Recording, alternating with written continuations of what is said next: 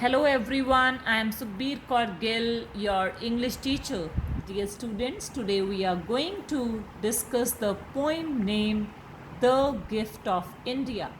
It is written by Sarojini Naidu. In this poem, Mother India is the speaker and she is addressing the Britishers who ruled India. So let's begin. Is there aught you need that my hands withhold? Rich gifts of raiment or grain or gold? The poem begins with Mother India asking if there are any more sacrifices left for her to make, as the Britishers had snatched away many precious things from Mother India like her precious raiment means clothes, grain, and gold. Lo, I have flung to the east and the west priceless treasures torn from my breast, and yielded the sons of my stricken womb to the drum beats of the duty, the savors of doom. So, the most precious gift that they had snatched away were the priceless lives of Indian soldiers. They were sent to the countries of the East and the West to fight for their masters. Moreover, she has sent her sons, that is, the youth of her land, in distant battlegrounds to fight someone else's war. These soldiers listened to the call of their duty when the drums of war were beaten. They fought bloody wars with their weapons, even without knowing for what cause they were fighting. Again, I repeat, they fought bloody wars with their weapons, even without knowing for what cause they were fighting. In the next lines, Mother India shows the sacrifice of the Indian soldiers from a different angle. The poetess has used the literary device simile to commemorate the sacrifices made by Indian soldiers during the World War I.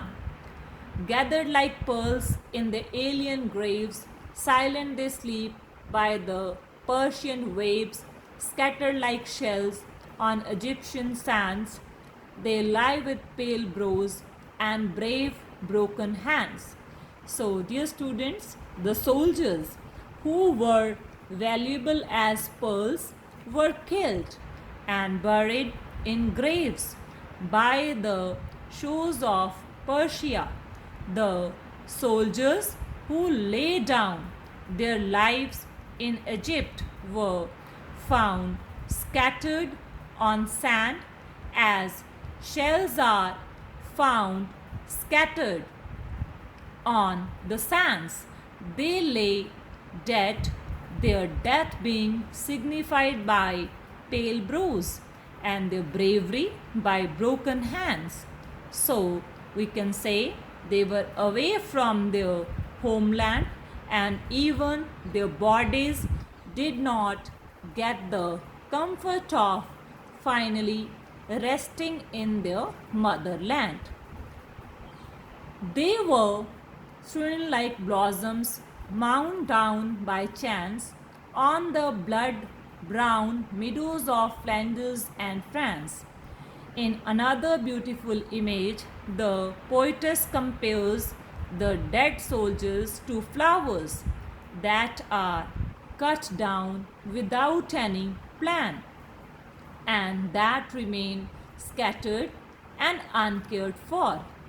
This is what happened to the Indian soldiers whose dead bodies were left unattended on the grassy fields in Flanders and France. The blood of the soldiers colored the fields red. So, next, Can ye measure the grief of the tears I weep, or compass the woe of the watch I keep? In the next lines, Mother India asks the Britishers if they could ever measure the tears of her grief and know the extent of her woes at the death of her brave sons. She asked if they could even know the extent of her pride over their bravery, the pride that makes her forget the despair. We can say that Mother India, despite her sadness and deep rooted anguish, she is proud of her sons who fought bravely and brought victory. And the far, sad, glorious vision I see of the torn red banners of victory. So she again asked if they could know the hope in her that makes her forget her despair. She has a far, sad vision. She has a far, sad vision of bloody flag claiming victory. The soldiers died, but they won victory for their masters. When the terror and the tumult of hate shall cease, and life will be refashioned on anvils of peace, and your love shall offer memorial thanks. In the next lines, the speaker talks about the ensuing peace after the war and the martyrdom of countless soldiers, the terror and the tumult of hate which has created the war shall end, and there will be peace. Life will be refashioned means life would be peaceful and normal again. People will pay their respect to the dead who fought in the war, the comrades in many ranks who gave their life, right?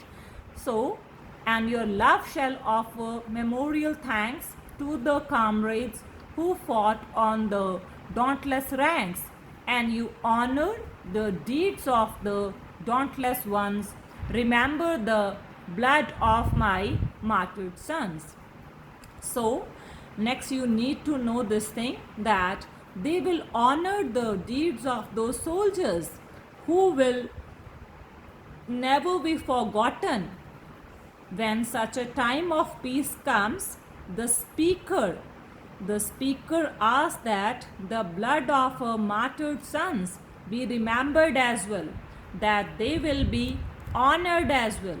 So, in this poem, we see that this poem is a tribute to the contribution of Indian soldiers who fought in World War I. This is all about your poem. Thank you, my dear students.